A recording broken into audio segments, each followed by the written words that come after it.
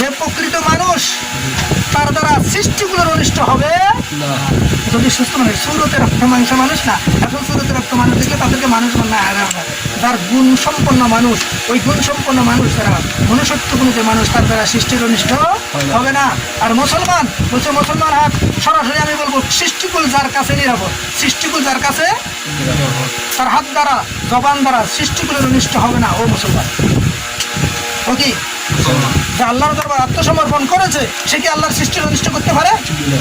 সৃষ্টির অনিষ্ট করে সে মানুষও না, মুসলমানও। বুঝে নেওয়া।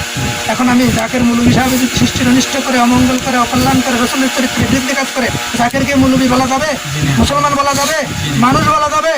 আমরা অন্যের সমালোচনা করবো না, জাকেরের করছি, জাকের সংশোধন। এরপরে আপনারও যদি কারো জাকের চরিত্র আপনাদের কাছে থাকে, যদি নিজেকে সংশোধন করে, কথা ক্লিয়ার? আপনাদের মধ্যে ওটা যদি থাকে সংশোধন করে নেবেন।